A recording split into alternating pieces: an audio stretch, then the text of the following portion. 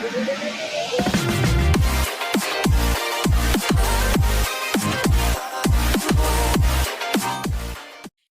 welcome to this ridiculous bonus episode where Bonus episode 7. where everything in HIM is rainbows and unicorns. It's all perfect. Or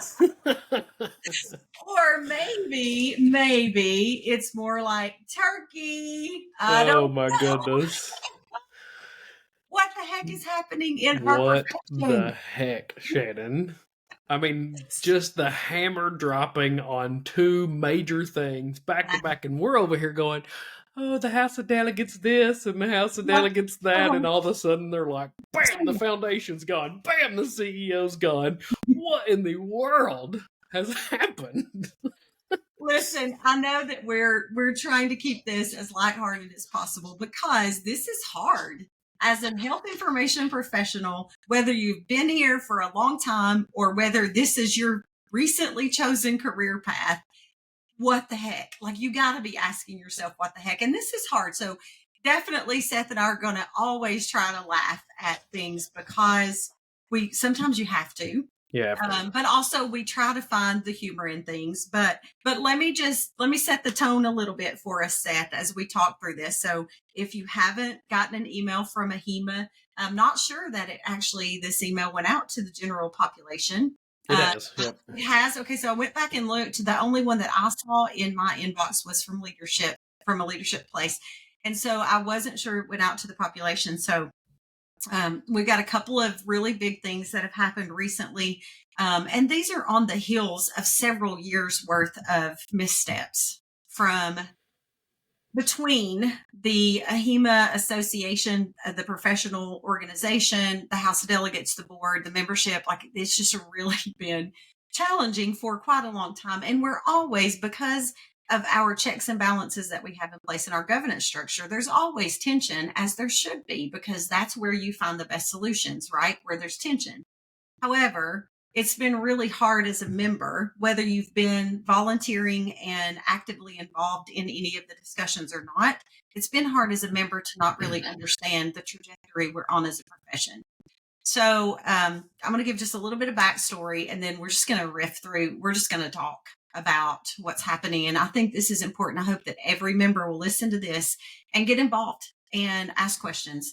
I think, like you say, a lot of our members are sitting there going, what in the world? Whether it's a person that's retired, which I had a person that's recently retired call me last week and go, what the heck? And then even the students going, am I doing the right thing? Like, what is happening? So I think it's very timely. But I also think that you're right. We need to sort of give the background because it's been a decade of dysfunction. It really has, maybe even longer. But so a little bit of backstory. We came from a place not so many years ago. It feels like forever, but not so many years ago. We had a credentialed health information professional that led AHIMA, the organization, and as our CEO. And since then, we've just really struggled with our leadership that has been chosen and served, whether they stayed for a long time, whether they were interim, whatever it was. We've just really had a lot of problems. And so in 2017, we had a newer person that came to us from outside of our profession, who had never worked in this profession at all, didn't really understand who we were. And that CEOs actually stayed for quite a long time. Now, during the time from 2017 to 2023, we did have the COVID pandemic, and there are a lot of adjustments that had to be made, and a lot of things that had a negative impact on almost every business, right? Definitely not a negative impact on Zoom or GoToMeeting or any of the virtual platforms or telehealth, right? But for people that did business in person, definitely a negative impact. And then we had, as that CEO was leaving, we had an interim CEO for a few months. Then the board hired the recent CEO that was started in January of 2024. So now, less than a year later, that CEO has walked away, effective immediately, as per the email from last week on November 20th. And so we've had a ton of things. We also cannot forget the past president of AHIMA, the president-elect, the president of AHIMA, the first, second, and third year board members. So as you talk through this, you have to remember some of these folks have been around through a lot of this. Some of them are new to it and walked into what the heck, just like we're asking ourselves today.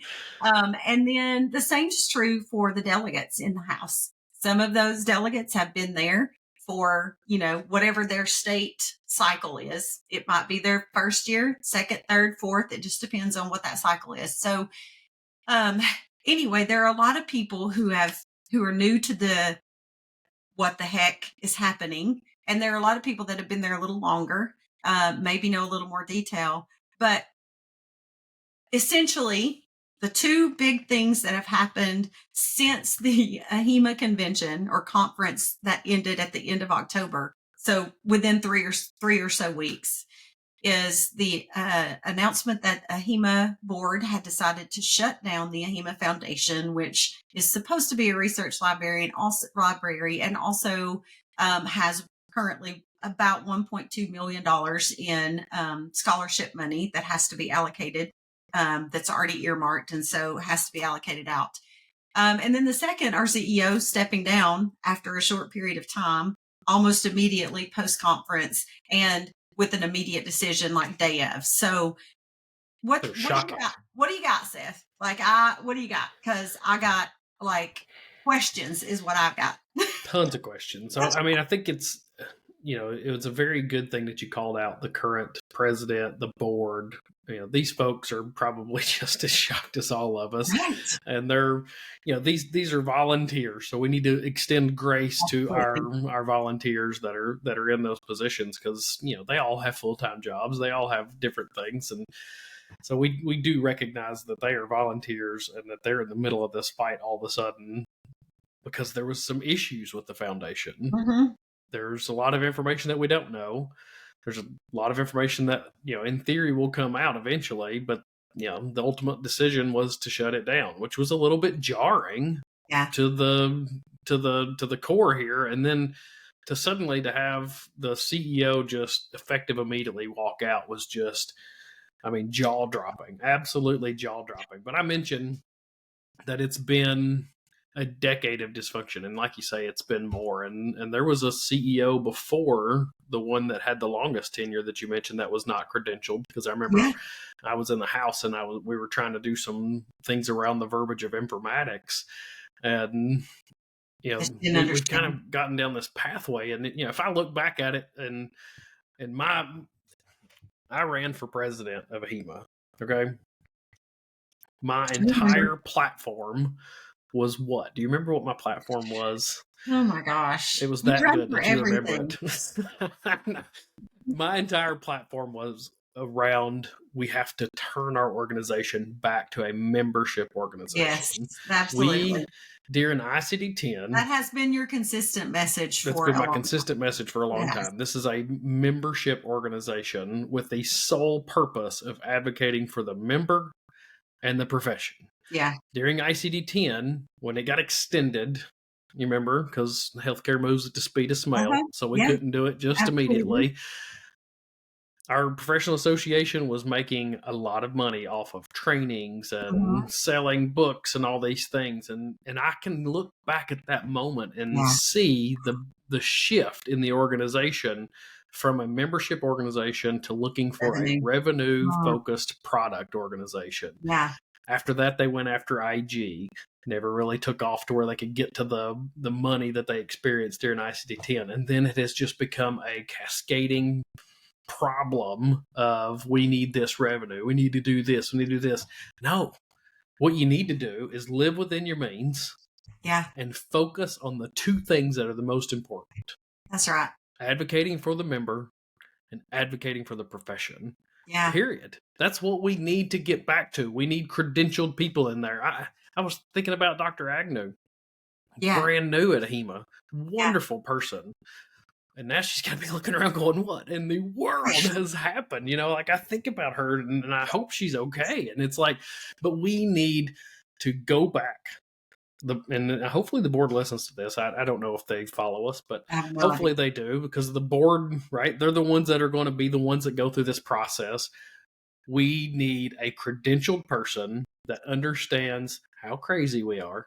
We're HI Yeah, professionals. We're crazy. We absolutely. like things done a certain way. I always laugh and tell IT folks, you go into a room with an HI professional. One, we're the smartest person in the room, and two, everybody else can't do our job. We're the And period. both of those things might be true, but definitely that second part is absolutely true. That's right, right? That's exactly right. We need a credentialed person to lead this organization.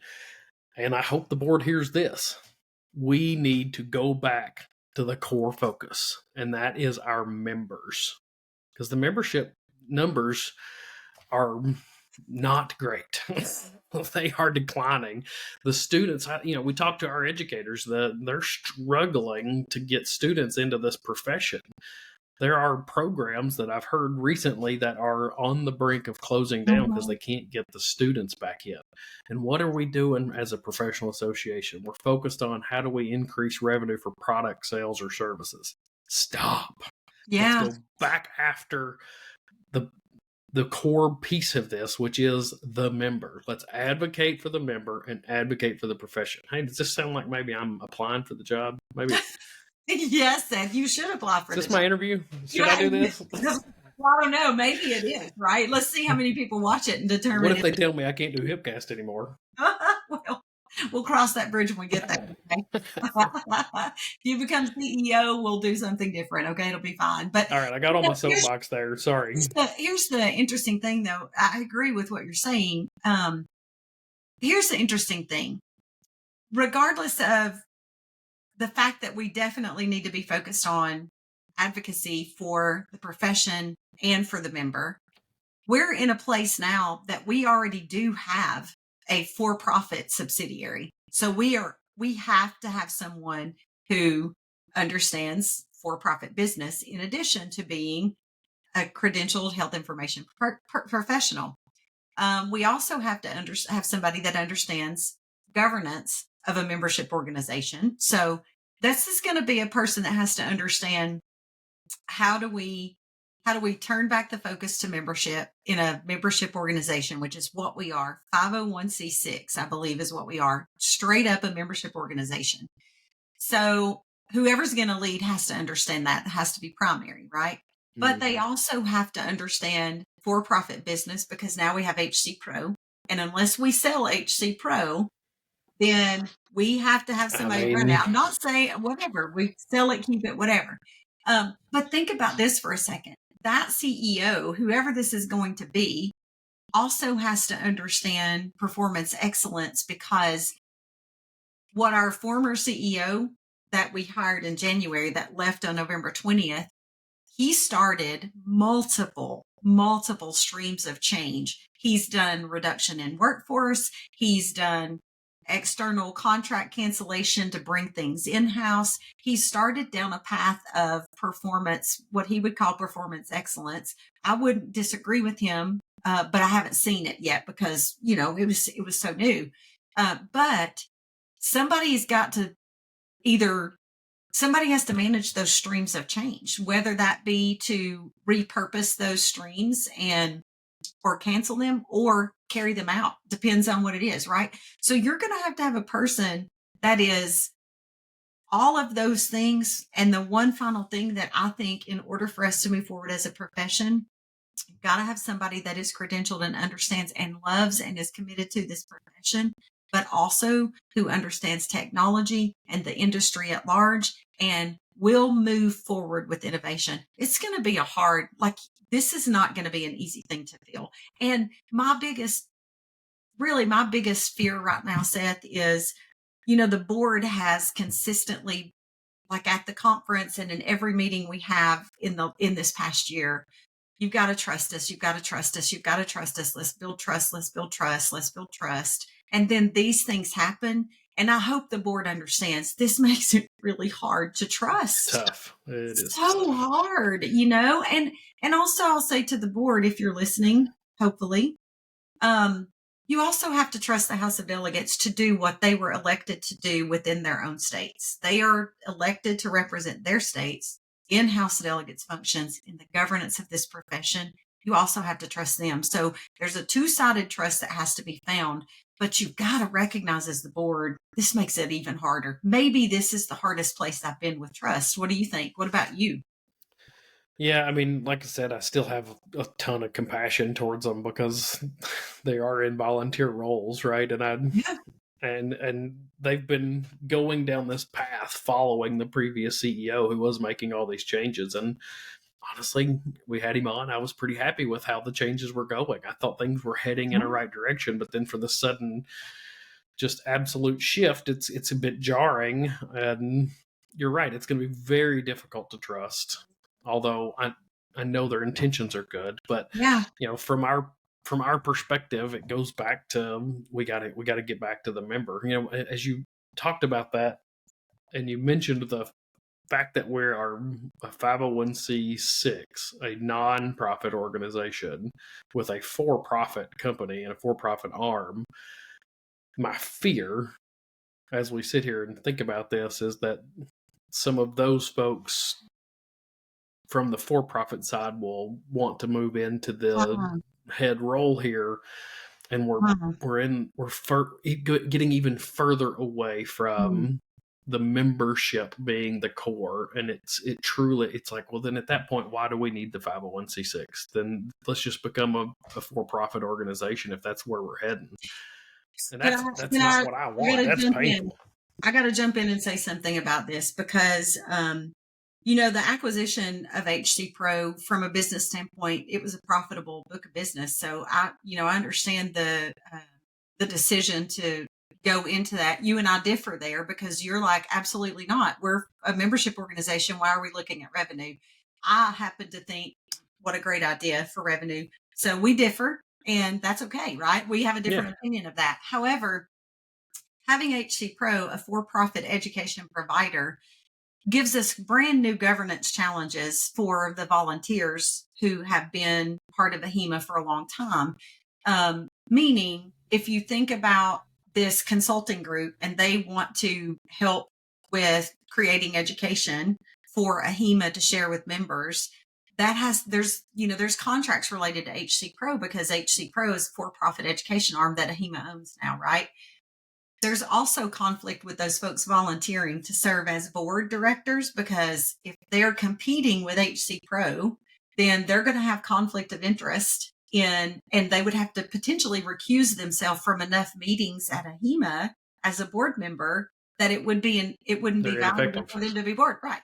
So there's a million things to think about there. But let me say, first of all, I know that I texted you immediately and you laughed and said, I wondered how long it would take once that I read the email that the CEO was stepped down effective immediately. And I don't think there were curse words in there, but I felt them in my heart. So I might as well say them. If I didn't say them, I meant to. But don't say them on here because YouTube doesn't like that. But also the Lord doesn't. So I don't want to say it anyway. But that's true. But the question, or not the question, like as fast as I texted you about what the heck, I had, I don't even know, countless text messages and phone calls immediately. And here were 3 sentiments that I want to share with everybody listening. And hopefully this makes sense from the member trust side of things. If AHIMA board hires anyone who was a proponent, I guess, or supporting the 40% educational requirement that AHIMA was trying to push in 2023 and earlier in 2024, I'll drop my membership. Or if that happens, if they hire that kind of person, whoever that would be, I will never volunteer. And then the other one was, there were 3. I will never trust AHIMA. I will never trust AHIMA to make. Those are the 3 messages, the general messages you were receiving from members. It's scary. I mean, we're already on a membership decline. And then if we go down the wrong path, it's almost like we're at a crossroads as an organization suddenly. And then I feel like every year we talk about being at a crossroads. right. I think with this CEO, we were at a significant crossroad because of last year's purchase of HC Pro, and then having another person in that doesn't understand our profession but understands business and was trying to push us forward in excellence. And I really do believe he was trying to push us forward in excellence from that business execution side. 100% agree that he was trying to do that. Whether they were all good changes or not, we don't know, and we'll see. Some of them may happen in the future, but Seth, it's there's a large sentiment of these are the three things that I've heard. Did you hear some of those same things, and did you hear anything different? Nothing different. Mostly the same type themes. A lot of what's the point anymore? Type text messages, and it's like, just hang in there. Like, please just hang in there, because I fear that we're already hanging by a thread as a profession and an organization, and this is just terrible timing when it seemed as if we were starting to head towards the right direction, and now it's just blown up again. And I fear, like, I'm sad for those young professionals, those students that are watching all this going, I hope that I've made the right decision. I would tell you to hang in there, network with the HI professionals that are in your state or your local association. That's where you're going to find your core group. That's the folks that are going to support you through this. The national stuff will get worked out, is the hope and what we're praying for. But hang in there is what I want to tell folks. And then I hope, like you say, I hope it doesn't get to a point to where a decision is made that forces even more people to say, that's it, I'm done, I'm out of here. Because there are a lot of members that I speak with on a regular basis to where the credential is no longer a requirement. Yeah. Then the question becomes, why do I need to continue in this? There are so many. Honestly, the most significant feature right now is probably a coding credential, in most cases, the most voluminous, and that can come from another place potentially. So that makes it really challenging and really hard. Let me ask you, we talked about like the background a little bit, and we talked about some of the concerns that other people have shared with us. What do you think it would take for us to, or the board? So two things. First, let's talk a little bit about membership needs versus what the board perceives as need. What is the membership perception of what we need in a CEO? What's the board's perception of what we need in a CEO, and how do those match up?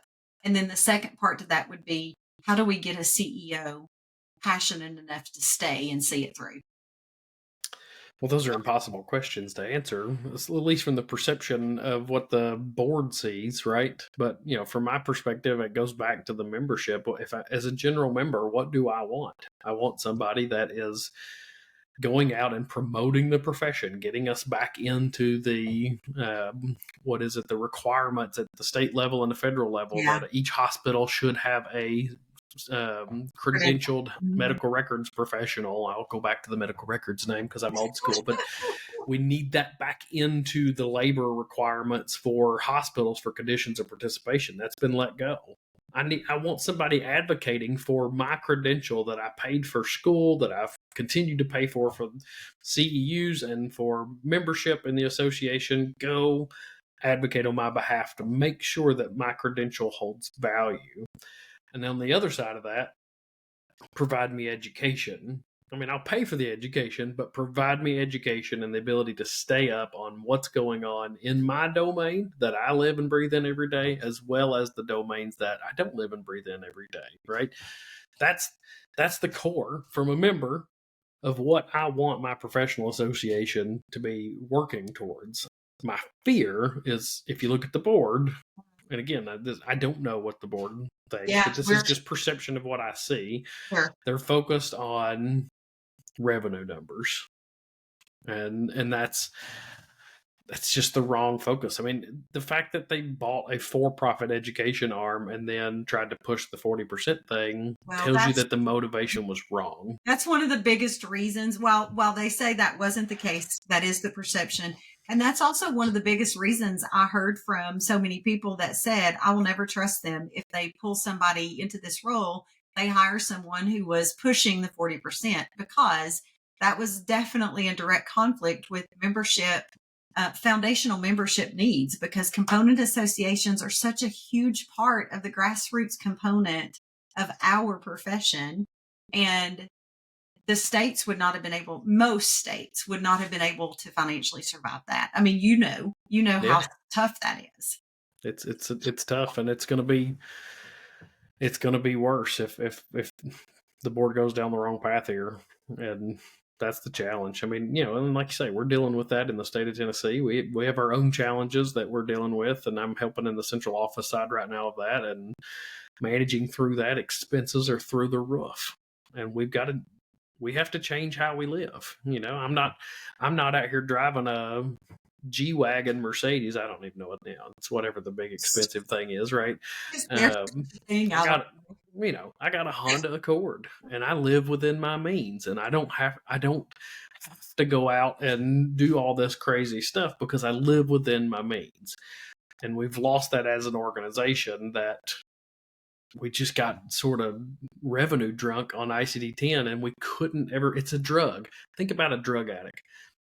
That first hit that you take, and I'm speaking from experience, I'm not doing it, but the first hit that a drug user hits of a drug is an incredible high, and they destroy themselves trying to get back to that high, and they never can get to that level until they add another drug in. Then they hit that level, and then they can never get back to that. We hit a high during ICD-10, and we have been hitting that drug ever since, trying our hardest to get back to that, and we've destroyed everything else that are around us. And that's the saddest part of it. Not to compare our profession to a drug user. Well, but it's a good point. And also, though, thinking about what you're saying, if you're cutting back, right? If you're like going to refocus on membership, what is some of the bloat that you think would potentially, and this is, I don't know if you can answer this yet because you haven't, this is so new to us. Like, this whole conversation is 5 days ago, and we had a weekend in there, and we both have work. So, we used to meet for leadership in person every July. The House of Delegates would go. AOE, they might be back again in person. The nominating committee hasn't been in person since COVID. And that used to be a 2-day event where everybody was in the same room working through who's going to be on the ballot. And a lot of those things have never been offered again post-COVID. And it's a financial decision. But what are the things that we're still doing and spending money on that we don't need to, that could get us back to? Because, lately we've been talking with people on the show about curriculum or practicums, and about online education versus in-person versus hybrid, and how you build that network and how you build those relationships, which is, by the way, best done in person. So how would you see, Seth, if we were going to refocus on membership, how would you see that playing out in terms of not losing more trust by potentially taking some of the things away that AHIMA has built with some of that revenue? Yeah, I mean, it's a reprioritization of what's important. Is it important to put our professionals together in a room to say, you need to write out a 5-year plan of where you see every domain going in the next 5 years, 10 years, 20 years. And then we turn that into CAHIM and say, here's where the education for our profession needs to go to be able to prepare our students for what our current members see the future as being. And that investment needs to occur. Does it need to be in Chicago, an incredibly expensive city? So expensive. No, it doesn't need to be in Chicago. I was not at the conference in Salt Lake City. Salt Lake City's not cheap. No, it's not. And I don't know, did we have so many people at that conference that we required to have such a large thing?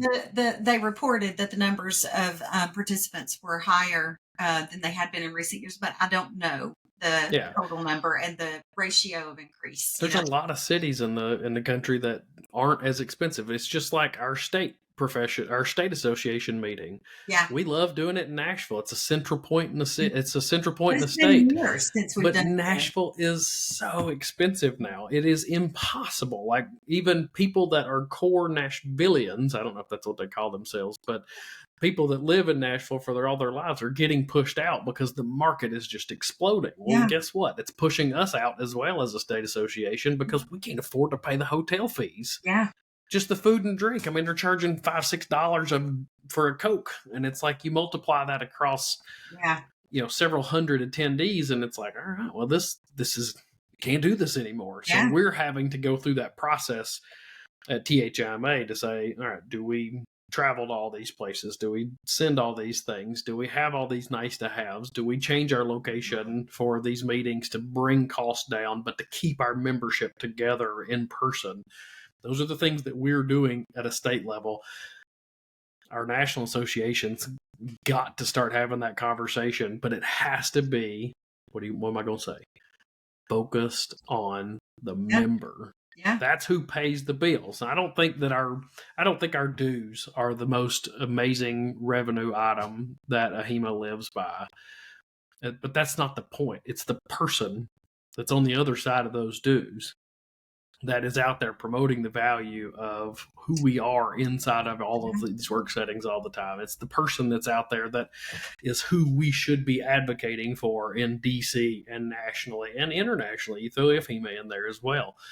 It's the member that has to be the focus going forward. That's another good point. I will say, I'll make this argument for the policy team. There are offices in DC that AHIMA has, I think. And isn't that true? Isn't there virtual offices? I don't think they're just virtual offices. Okay. Well, I was going to say those make sense to me because of advocacy at that level, to have a small staff that's there. Because again, that in-person networking is incredibly important, especially with legislators and them seeing you, or their staffers seeing you consistently with the same message. That's that's unfortunately how it has to be. But that's a good point you make about being in Chicago.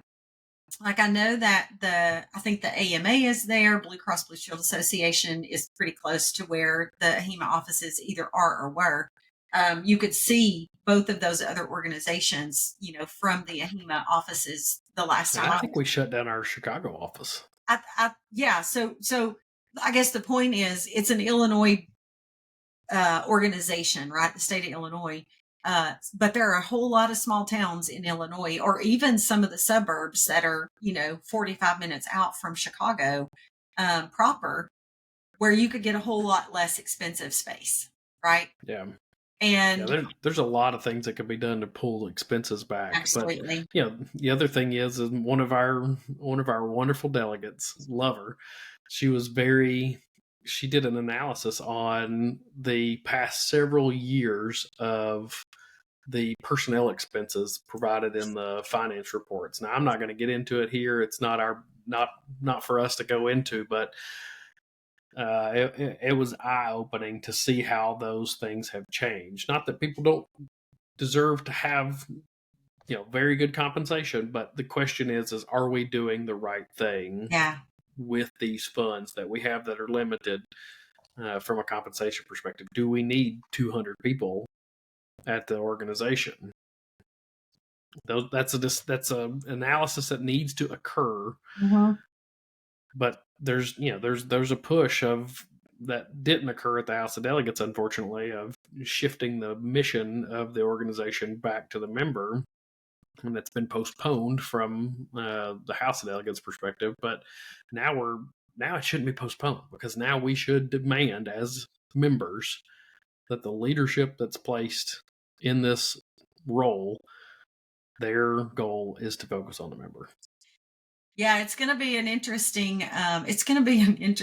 first quarter of 2025. I remember when we were talking about this and we were like, we probably won't do 15, 20 minutes for this bonus Where we episode. at? We're like 35 minutes. Well, here's the thing.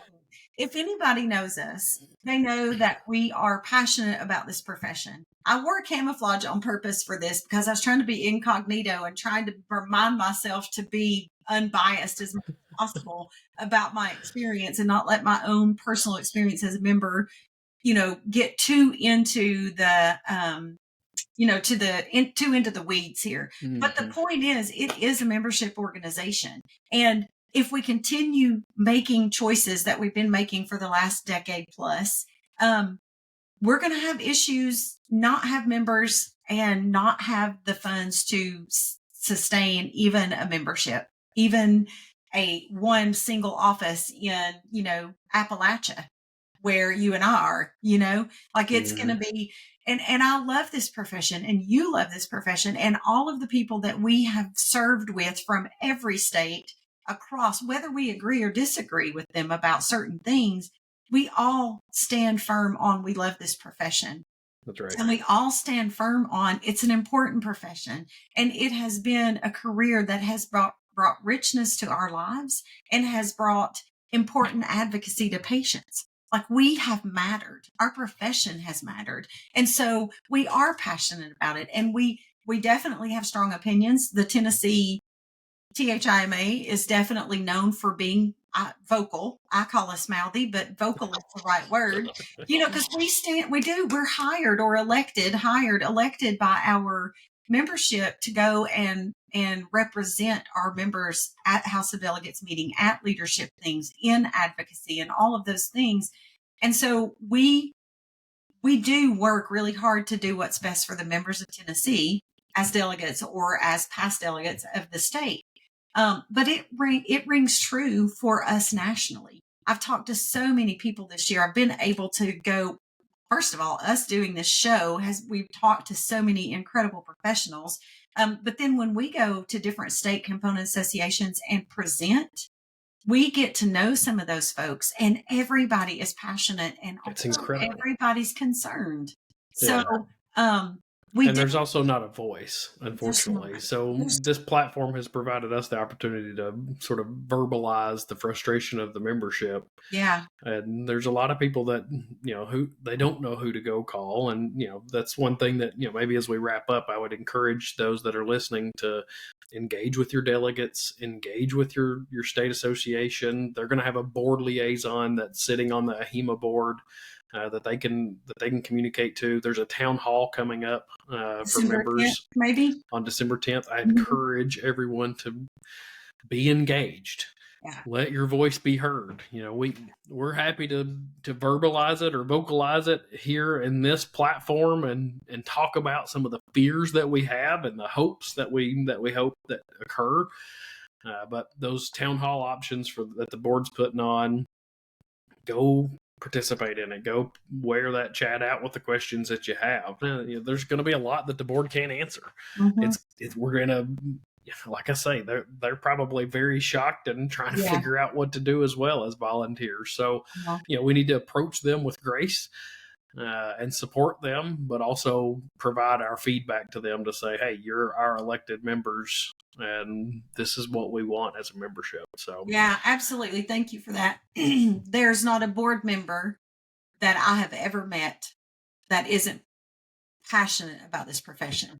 Mm-hmm. No matter if we've been in opposition, board versus house in governance, that tension, I respect that tension. I appreciate and I desire that tension because then I know that we're working on the checks and balances of how a governance structure works. For me, there's not a personal grudge thing there, right? It's actual work that you're doing. And it's important because hard conversations are where real solutions come from. And so for me, it's an approach of let's debate this. Everybody be the devil's advocate, right? Everybody tell us the hard things from their side or the must-haves, and let's work through that and find the right answer, But there's not a board member that is serving you now or that I know of that served you in the past that doesn't love this profession. There's not a delegate on the House that doesn't love this profession. So appreciate that you pointed out extending grace, because you're right. They have to be every bit as shocked as the members saying, what the heck? They're probably all saying, what the heck also? And how do we move forward? So I guess we should end by saying, if the board is reaching out to you for support, do your best to support them in what you believe is the right move for the profession, right? Do your best to support them. Be willing to have these conversations that, like what we're having today, be willing to get on the town halls and be engaged and ask questions, be respectful, be passionate. Remember that the point of this is for the members, it's for our profession, and that's how we should approach it. Passionate, but kindly and gracefully. I love it. Well, we did pre-record some of our end-of-year episodes, so we did mention Kevin and a couple, or the previous CEO and a couple of those. About that. But that's all right. Here's the disclaimer that we were pretty happy about the thing. But, it is what it is. We do, since we're going to try to get this episode out very quickly here, I'll take the opportunity to tell everybody Happy Thanksgiving. And I hope you enjoy your time with your family and eat a whole bunch of food and get that turkey troponin nap in and live your best life. So, Shannon, until next time, my friend. I'll see you next time.